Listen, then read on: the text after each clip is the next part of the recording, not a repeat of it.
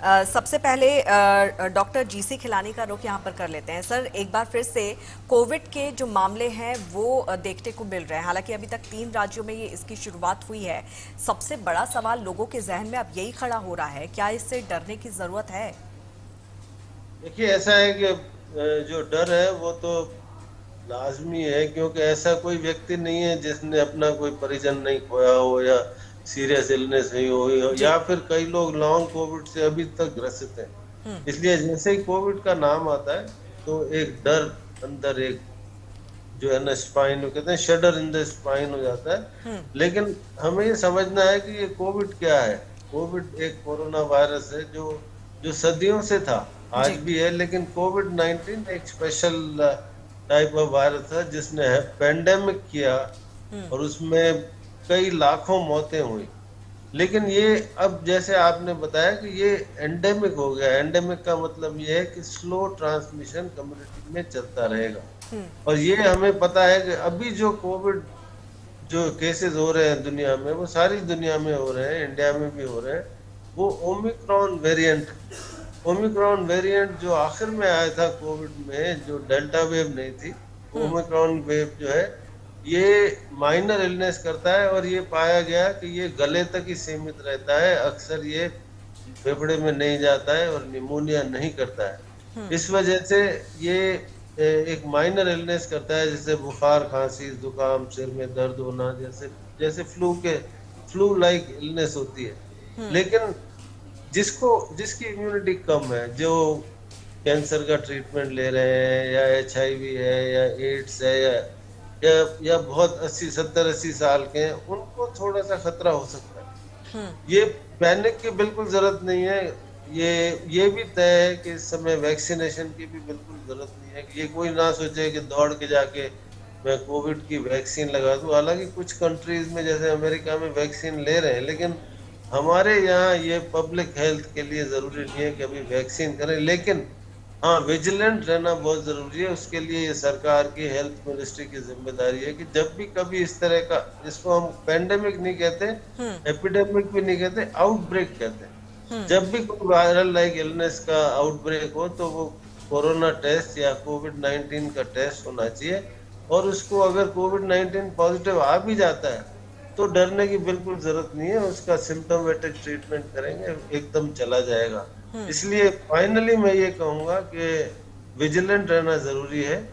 उसमें सरकार की और हेल्थ मिनिस्ट्री की जिम्मेदारी है, पैनिक की बिल्कुल। हम्म।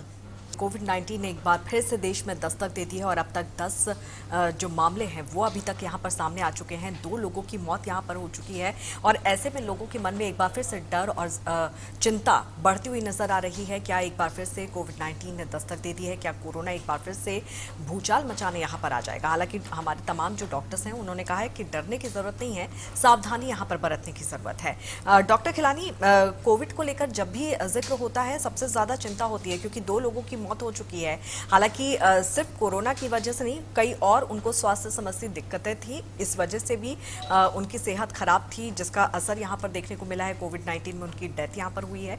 लेकिन क्या इसे एक लहर के तौर पर देखें या सिर्फ ये सामान्य संक्रमण है? क्योंकि अब साफ तौर पर यह भी कहा जा रहा है कि कोविड अब खत्म नहीं होने वाला है। वो हमारी जैसे बाकी फ्लू है वैसे अब कोविड भी हमेशा लगातार रहेगा। देखिए, कोई भी एपिडेमिक होता है हम्म। तो उसकी शुरुआत तो ऐसे ही होती है। हम्म। मैं डराना नहीं चाहता, सिर्फ समझाना चाहता हूँ कि जी। जैसे कोविड 19 भी आया था तो पहले तो स्पोरेडिक 1 2 केसेस ही हुए थे और धीरे धीरे बढ़ते हुए वो पेंडेम एंडम एपिडेमिक और फिर पेंडेमिक हो गया था। हम्म। लेकिन ये है कि कोविड की वजह से अब हमारी डायग्नोस्टिक फैसिलिटीज जो है ना, वो हम्म। बहुत इम्प्रूव हो गई है, पूरे इंडिया में भी और पूरे दुनिया में भी। जैसे भी किसी का गला खराब होता है, वायरल लाइक इलनेस हम्म। या फ्लू लाइक इलनेस होती है, तो हमारे पास ये सुविधाएं मौजूद हैं, सरकारी उसमें भी और प्राइवेट सेक्टर में भी, कि हम तुरंत उसको टेस्ट कर सकते हैं कि इन्फ्लुएंजा वायरस है, कि रेस्पिरेटरी सिंसिशियल वायरस है, या फ्लू वायरस है, या ये कोरोना वायरस है। कोरोना वायरस कोविड 19 से थोड़ा सा अलग होता है। कोविड 19 एक कोरोना वायरस होता है। इसका फायदा ये होता है कि हमें पता लगता है पता लगने से हम इसका जो रोकथाम है वो कर सकते हैं। कुछ बीमारियों की वैक्सीनेशन होती है, कुछ बीमारियों की नहीं होती है।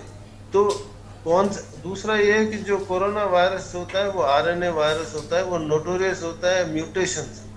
तो कोविड-19 जो आया था वो म्यूटेशन से आया था। तो कभी भी ये कोरोना वायरस म्यूटेट कर सकता है और म्यूटेशन लगातार चलते रहते हैं। तो जरूरी है कि हर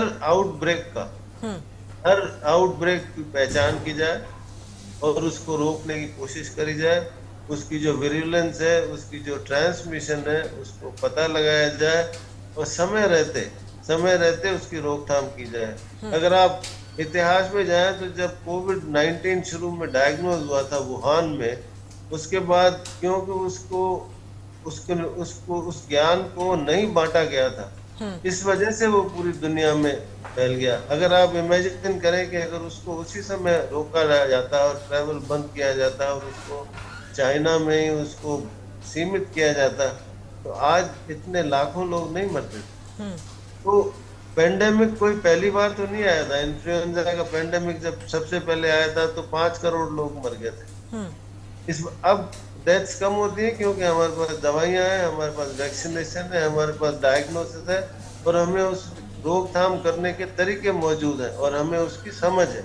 तो उस समझ को इस्तेमाल करना सरकार का भी काम है और हमारा काम है। और जैसे मेरे साथियों ने बताया कि जो लोग भी ससेप्टेबल हैं, एल्डरली हैं, बीमारियां हैं, लंग की बीमारियां हैं, जिनको ब्रोंकियोस्टिस है या कैंसर का ट्रीटमेंट ले चुके हैं या ले रहे हैं, या जिनको एड्स की बीमारी है, इस तरह या इम्यूनोलॉजिकल डिजीजेज जिसको होती हैं, जो कनेक्टिव टिश्यू डिजीज कहते हैं, रूमेटॉइड आर्थराइटिस, एसएलई वगैरह, इन सबको जब भी कभी कोई वायरल लाइक इलनेस यानी कि खांसी, बुखार, गले में खराश, नाक में हो, तो इनको बिल्कुल एकदम सावधान रहना चाहिए। एकदम डॉक्टर से पास जाके जांच कराना चाहिए कि कौन सा बैक्टीरिया, कौन सा वायरस। किसी के चेहरे पे लिखा नहीं होता कि कौन सा वायरस है, तो वो टेस्ट कराना जरूरी है। लेकिन एक जो आम आदमी है, जो जिसकी इम्यूनिटी नॉर्मल है, उसको ये करना चाहिए कि वो ये सावधानी बरते कि वो उसको फैलाए नहीं, मास्क पहन के रखे, बाहर जाए कपड़े से ढक दे, किसी तरह से भी खांसते समय जो जिसको कफ एटिकेट कहते हैं उसका ध्यान रखे, अपने मूवमेंट कम करे। आपने देखा होगा जो लोग हवाई जहाज में जाते हैं वहाँ सबसे ज्यादा वायरल इन्फेक्शन होते हैं क्योंकि वहाँ बिल्कुल। फैलने की तो ये